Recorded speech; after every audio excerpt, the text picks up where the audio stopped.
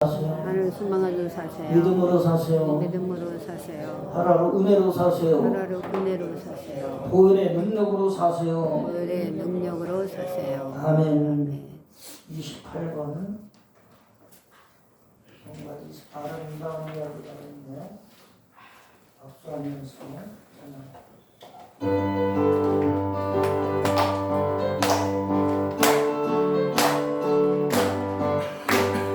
아름다운 이야기가 있네.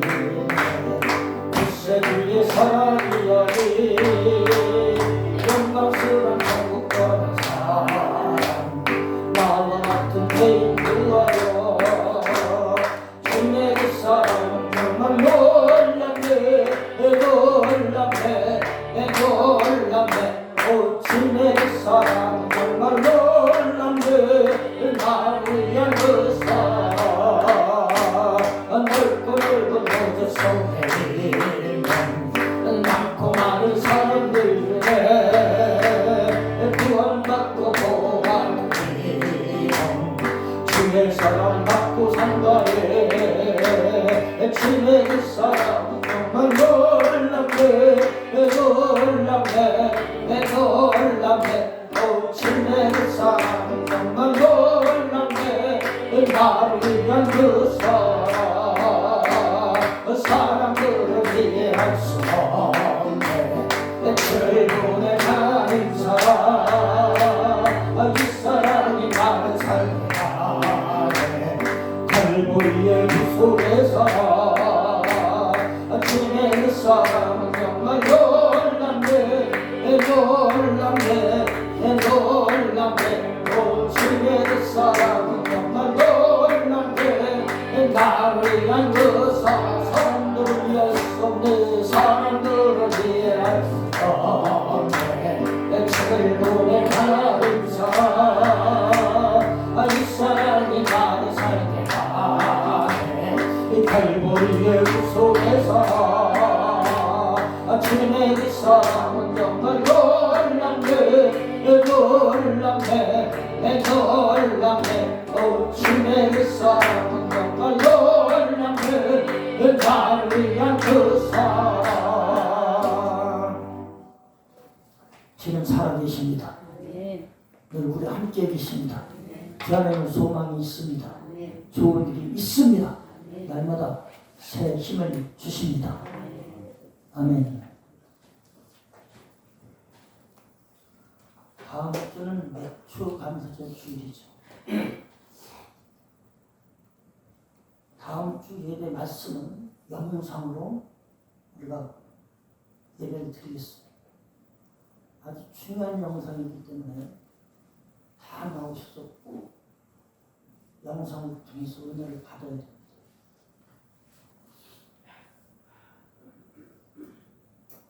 이디오파의 솔로몬 시대에 시발령 통해서 유대인들이 한 2만 명가량 이주를 했어요. 왜 이주했느냐? 시발령의 아들. 다음 주에 보면 아세요? 이름이 뭔가. 솔로몬이 그 아들을 따라서 2만 명을 보냅니다. 유대인들이죠. 그래서 시바의 왕이 그 아들을 2만 명과 더해서 이디오파의 다른 지역에 가가지고 나라를 위해서 살라. 해가지고 3,000년 얘기예요. 나라를 위해서 거기 살았어요. 근데 거기가 정글 숲속이에요. 그런데 3,000년 전에 이주했던 그 이디오파에 살던 유대인들이 지금 말이에요. 발견이 됐어요. 이 사람들이 살아서 고국으로 돌아가야 된다. 지금 이스라엘에서 그들을 갖다가 말이에요. 비행기로 다 호송을 하고 하여간 지금 아리아 운동 전 세계에 흩어져 있는 유대인들 중앙아시아도 있고 중앙아시아에 있는 유대인들은 바벨론 포로 시대에 포로가 갔던 사람들이 이집트 사는 사람들이 이런 사람들이 지금 우리는 고국으로 돌아가야 된다. 이스라엘로 돌아가야 된다. 이게 아리아 운동이에요. 이 사람들이 마지막 죽을 때 자손들에게 무슨 얘기를 하냐면은 우리가 치는 나라가 없다. 그러나 성경에는 분명히 이스라엘이 회복된다. 나라가 생길 것이다. 나라가 생기면 너희들은 여기에 있지 말고 무조건 이스라엘로 가라. 그래서 지금 전 세계에 있는 유대인들이 이스라엘로 돌아오고 있습니다. 놀라운 일이죠. 다음 주일날은 1시간가량 여러분들이 봐야 됩니다. 그럼 좀 일찍 나오세요. 예배 순서를 전략하고 일단 듣고 은혜를 받겠어요. 이 얘기를 김종철 감독 알죠? 제 삼성전 촬영했던 김종철 감독 영상을 통해서 여러분들 보셨잖아요. 그분이 가서 직접 이륙해 가가지고 그들을 호송하는 그 비행기를 타고 이스라엘까지 오면서 그 과정을 그렸어요. 그러면서 얘기를 하더라고요. 한번 들어보세요. 하나님 살아계신 게 하나님의 약속하시면 지키신다는 것을 우리가 그 영상을 보고 알 수가 있어요. 제가 지난 시간에 애굽에 대한 말씀을 드렸어요. 그죠? 근데 좀 어렵죠? 한번 같이 합니다. 애굽은 지금의 세상이다. 광야는 지금의 교회 생활이다. 그죠? 외국 사람들이 있으면 말이에요. 아이들이 잘못해도 부모가 많고 혼내지를 못합니다. 그래서 아이들이 평소에는 말을 잘 듣다가도 모르는 사람이 있으면 더 버릇 없게 그렇게 부모에게 굴리기도 해요.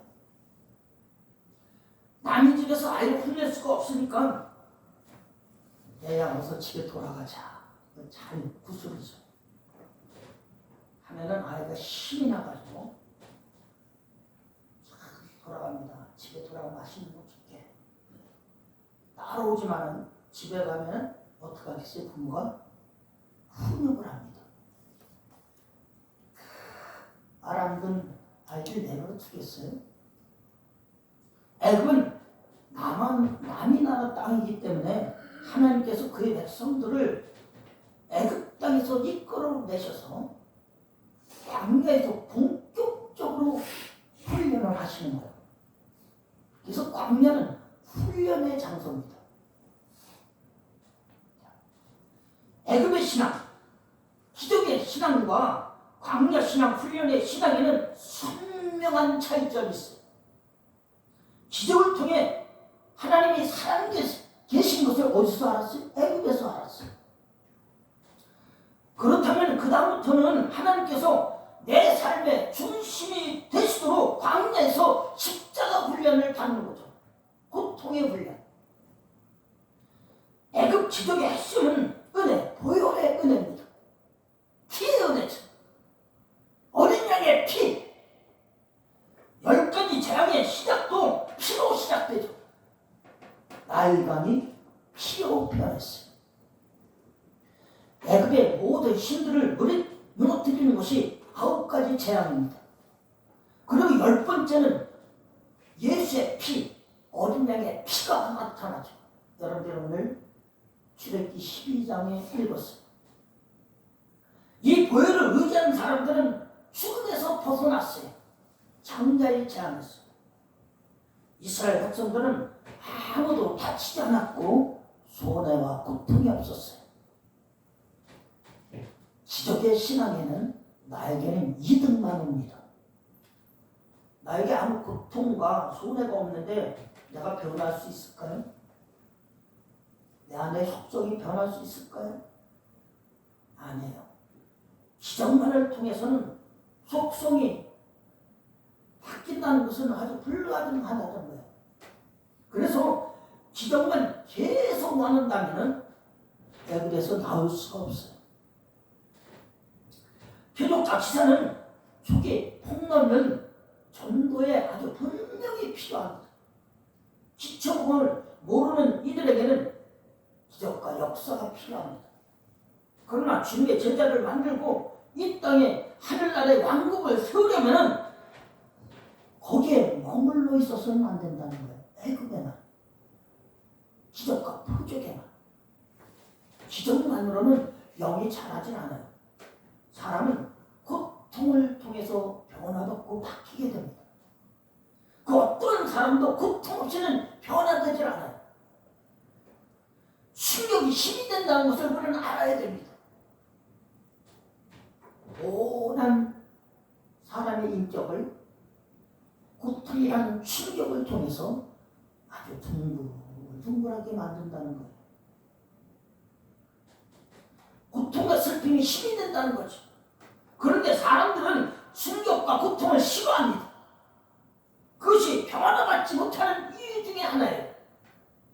내 마음이 아름답지 않고 행복하지 않고 자기 안에 자유함이 없는데도 고통을 싫어합니다.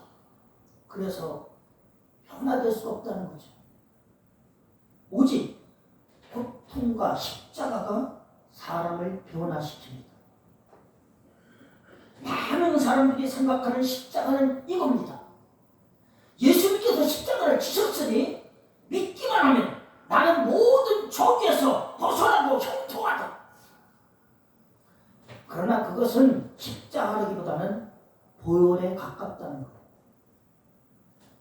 애굽의 10번째 재앙에 나타나는 어린 양의 피, 십자가에 흘리신 보혈, 그 보혈의 강물로 제사함을 받고 믿고 받아들이면 애굽의 모든 저주와 재앙에서 벗어나게 된다는 것은 기본적으로 거듭나고 영원히 구원받게 된다는 거예요. 주님의 사랑의 결정체가 보혈입니다. 그 보혈로 문설주에 바르고 내 몸에 받을 때 내 죄가 주님께 보이지 않게 된다는 거예요. 다 가려지죠. 그래서 죄사함 받고 거듭나고 영원히 구원을 받는 거예요.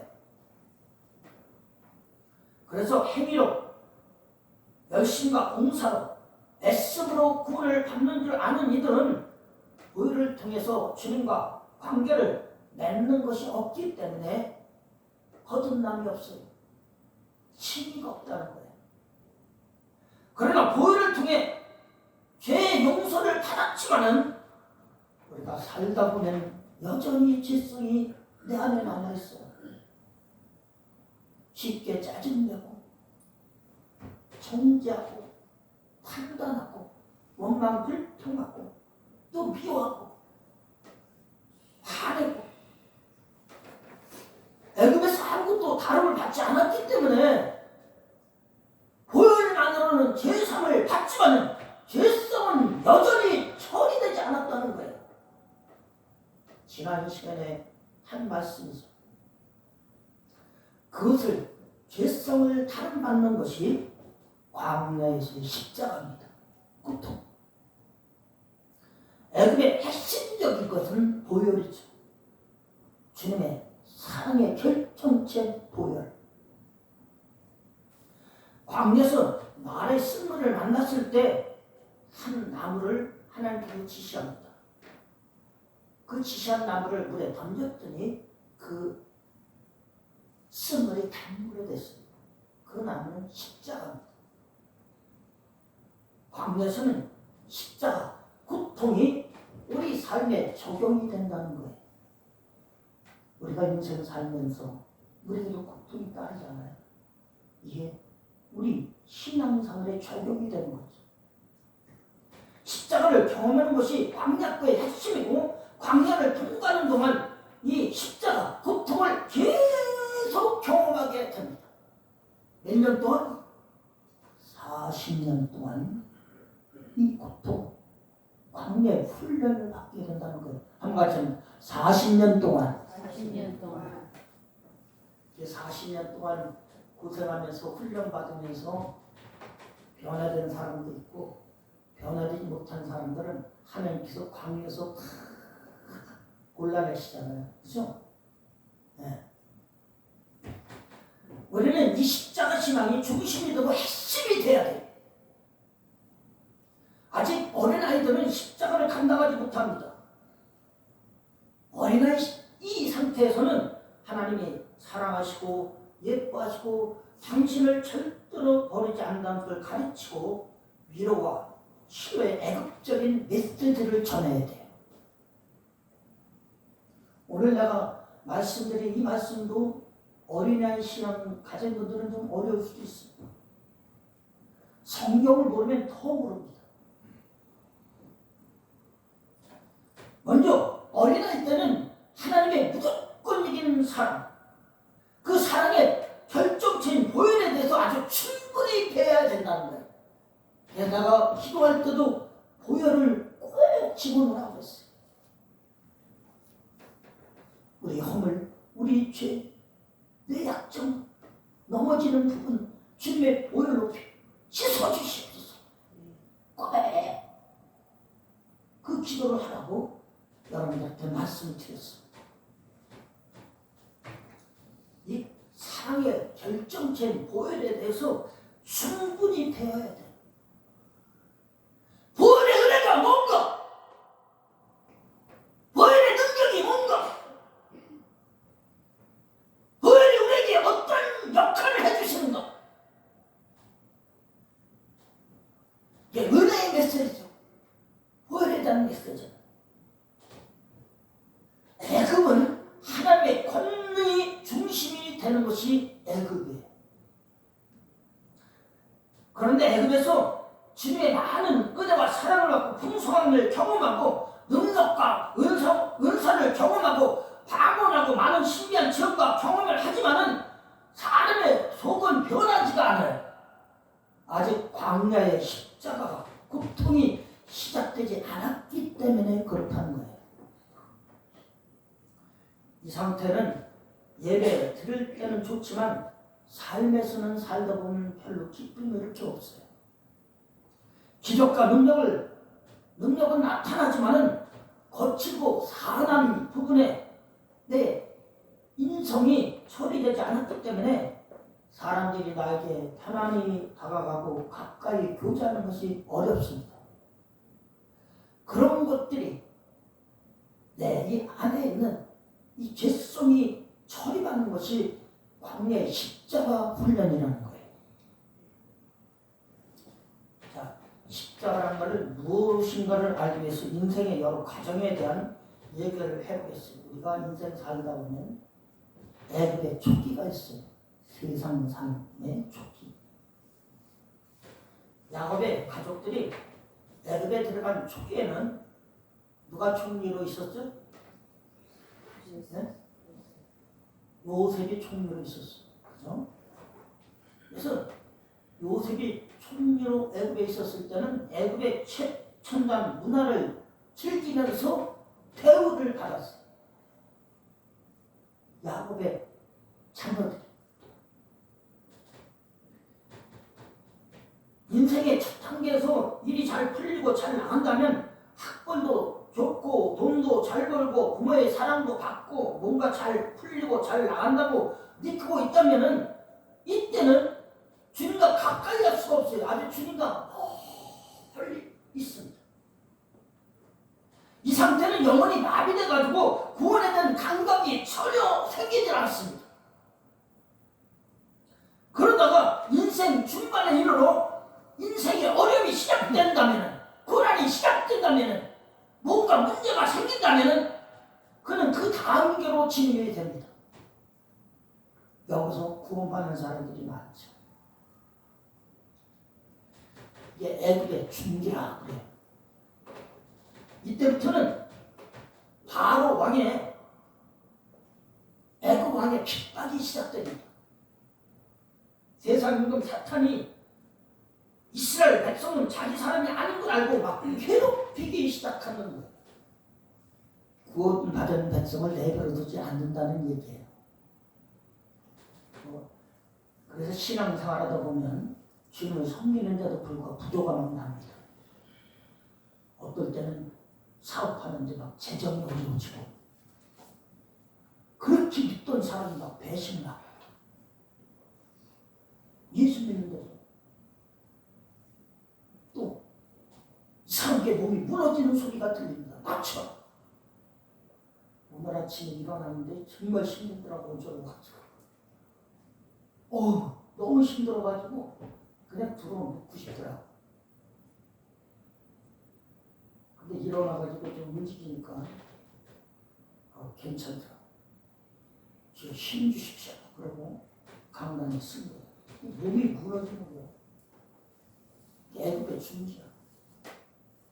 이런 일들이 막 일어납니다.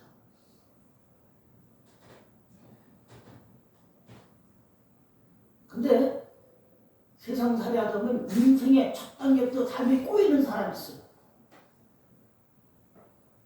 삶을 사는데 되는 게 없는 사람이 있다는 거예요. 그런 사람에게는 하나님의 은혜의 복음을 전해주십니다. 누구를 통해서 만나든 복음 접해가지고 구원받게 하시죠. 보혈의 은혜를 있게 하신다는 거예요. 그러나 보통은 인생의 초반에는 복음을 들어도 반응이 없다가 어려움을 통해서 복음에 대해서 마음이 열려지기 시작해요. 여러분들은 어느 때 주님을 만났습니다. 그리고 세 번째는 애굽의 후기가 있어요. 세계 기적이 나타나고 하나님의 역사가 시작 됩니다. 방언을 받고 은사를 체험하고 막 응답을 받고 병든 자가 손원정 막 치료를 하고 9가지 재앙을 통해서 애굽의 신들이 무너지고 10번째 십자가의 보혈로 거듭나고 구원을 받고 애굽에서 탈출하는 출애굽 사건이 일어나는 거예요. 그러고 나면 드디어 광야 십자가 훈련이 시작되는 겁니다.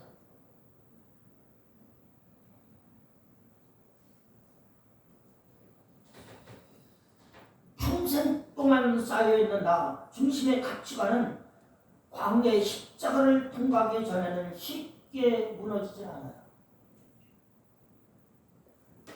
내 성향이 무너져야 가나안이 열리고 하나님의 왕국이 열리는데 사람들은 인생 살면서 고통, 고난, 시련, 문제를 좋아하지 않습니다. 신앙은 보혈과 기적의 경험으로 시작되지만 십자가 앞에 내가 굴복되는 경험을 통해서 우리 믿음은 하나하나 성장해 간다는 거예요. 십자가 앞에서 내가 굴복되고 사로잡히는 경험이 필요하다는 거죠. 예수님께서 십자가를 지셨으니 이제 나는 살았다. 이것은 복음의 시작이 완성이 아니라는 거지. 내가 그리스도와 함께 십자가를 못 박혔으니 이제는 내가 사는 것이 아니라 내 안에 그리스도께서 사시는 것이라. 이것이 진정한 복음이라는 거예요. 많은 이들이 십자가를 단순하게 오해하고 있어요. 인격의 중심이 하나도 바뀌질 않았는데 나를 건드리면 기분이 나쁘고 또 화나고 그럴 땐 자존심 상하고 또 골치 아픈 일이 생기면 짜증이 나고 그렇게 내 상태는 하나도 바뀌지 않았는데 그냥 외배 은혜만을 더 입으려 합니다. 그러나 신앙생활하면서 중요한 것은 다른 게 아니에요. 내 속이 변하는 겁니다. 한번 같이 합니다. 신앙생활에 중요한 것은 내 속이 변하는 거다. 난 기도원 생활하면서 40일 금식 기도한 목사님이 권 목사님이신데 금식 도중에 막 화를 내는 걸 보고 깜짝 놀랐어. 아니 금식하는데 저렇게 혈기를 내시나? 이게 인간. 내 속이 바뀌기 위해서 필요한 것이 바로 광야의 경험이에요. 그리고 광야의 중심이 십자가 고통이라는 거죠. 시련. 보혈을 통과하고 하나님의 은혜, 하나님의 사랑이 무엇인지 경험하고 거두어주시고 있는 그대로 받아주시는 보혈의 사랑이 무엇인지 경험하는 것이 애굽을 통과하는 거죠. 그리고 십자가를 경험하는 것이 광야를 통과하는 거예요. 이 두 가지를 통과하는 사람이 이루는 것이 가나안 왕국입니다. 하나님께서 통치하시는 왕국, 거룩하고 영광스러운 삶, 행복하고 자유하고 마음에 평화가 있고 서로 사랑하고 아무것도 자기 것으로 여기지 않고 나눠주고 서로 기뻐하고 즐거워하고 발을 씻기고 섬기는 것을 즐거워하는 무리들, 성도들. 세상과 다른 평안, 고요, 행복이 있고 돈은 많지 않고 가진 것도 많지 않은데 웃음과 기쁨이 끊이지 않는 가나안의 왕국. 이런 가나안의 왕국을 이루기 위해서는 첫째, 애굽의 단계가 있고 두 번째, 광야의 단계를 통과해야 된다는 거예요. 그래야 가나안의 단계, 사역하고 복음 전하고 하나님의 왕국을 확장시키는 삶을 살아갈 수 있다는 거예요. 오늘 여러분들이 읽은 신명기 8장에는 광야의 훈련 세 가지 목적이 나옵니다. 자, 신명기 8장을 다시 한번 읽습니다.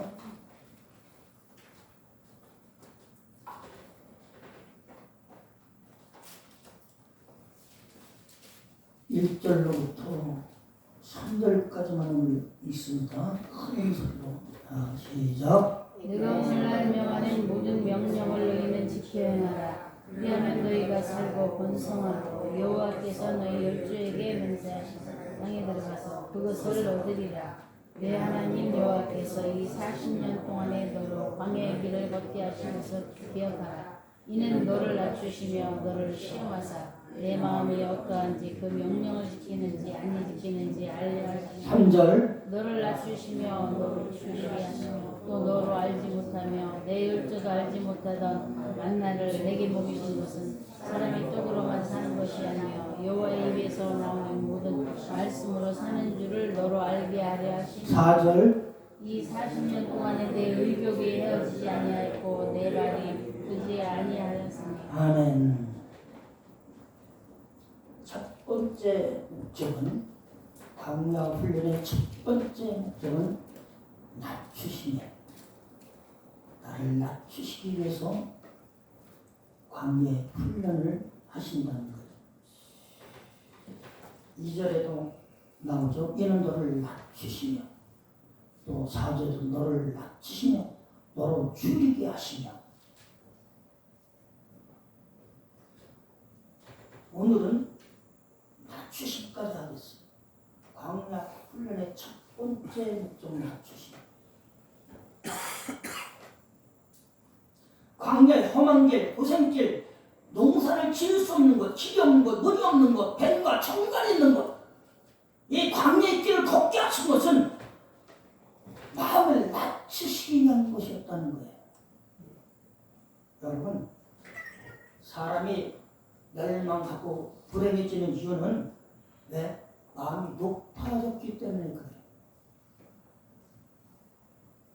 마귀는 세상에서 우리에게 뭘 가르쳐요? 경쟁을 가르칩니다. 이 세상은 경쟁의 사회라고 그러죠. 남보다 잘나고 잘하는 것이 많이 있도록 막 추천시키죠. 그러나 인간은 높아지면 하나님의 대적이 되기도 하고 멸망이 오게 된다고. 마음이 높아지면 불안하고 두려움이 끊이질 않아요. 가장 무서운 것은 왜? 하나님 앞에 대적이 되기 때문에. 적이 된다는 게 하나님이에요.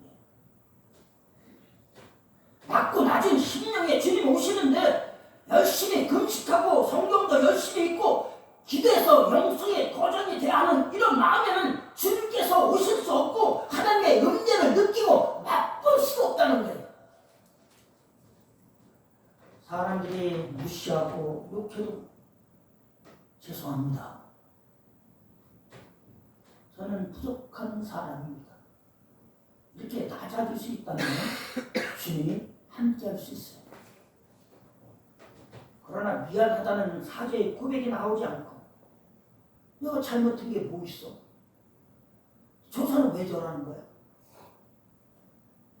어떤 때는 가정에 당신 잘했어?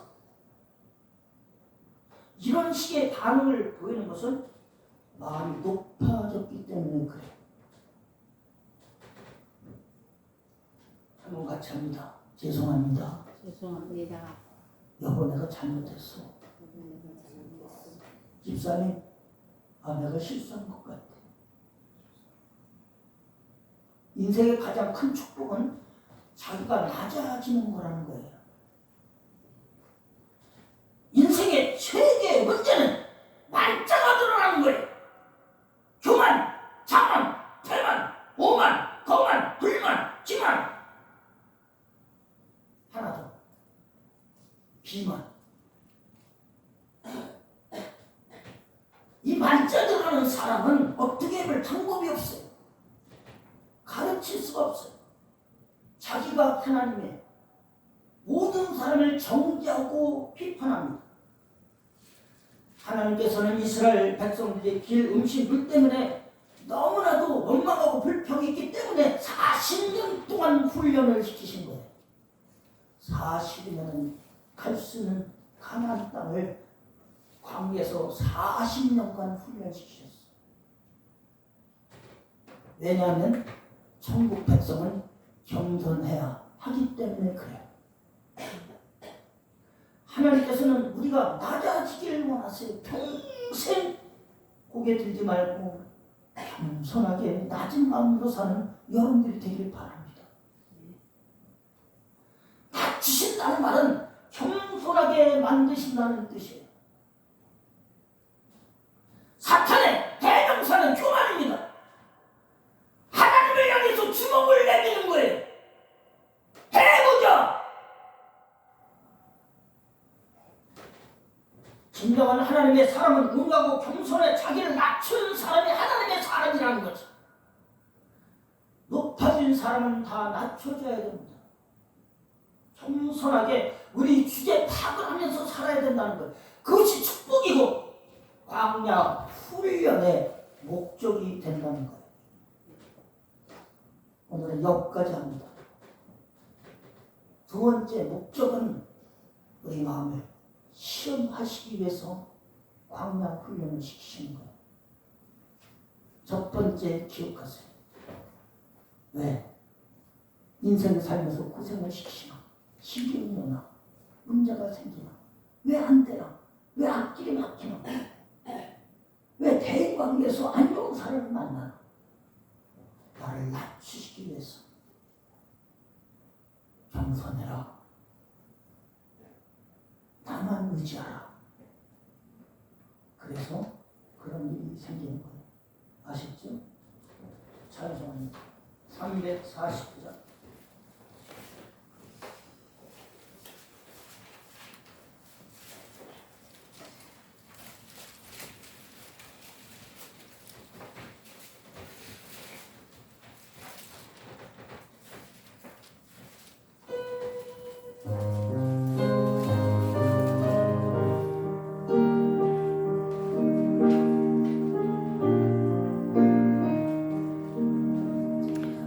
주의 복음 받고자 주 예수님께 빕니다.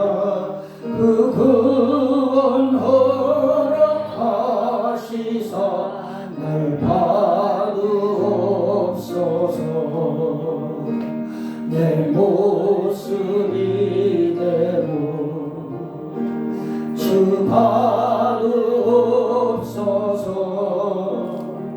날 위해 돌아가신 주 날 받으옵소서. 큰 죄에 빠져 영죽을 날 위해 피 흘렸으니 주 형상대로 빚으사 날 받으옵소서. 내 모습 이대로 주 받으옵소서. 날 위해 돌아가신 주 날 받으옵소서. 내 힘과 결심 약하여 늘 깨어지시오니 주 이름으로 구원해 날 받으옵소서. 내 모습 이대로 주 받으옵소서. 날 위해 돌아가신 주 날 받으옵소서. 내 주님 서신 발 앞에 나 꿇어 엎드렸으니 그 크신 역사 이루게 날 받으옵소서. 내 모습 이대로 가슴에 두 손 주 받으옵소서.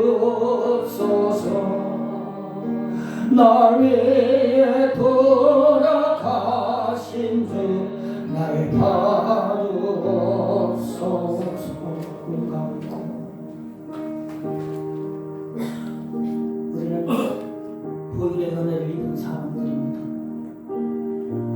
하나님의 무조건적인 사랑, 사랑의 결정체 보혈의 은혜를 입었습니다. 보혈의 은혜로 제사를 받고 거듭나고 하나님의 자녀가 됐습니다. 광야교회에 왔습니다. 날 겸손하게 낮은 마음으로 사는 여러분들이 되길 바랍니다. 말씀을 생각하며 잠시 소리를 내서 주님 앞에 간절히 기도합니다. 오 사랑의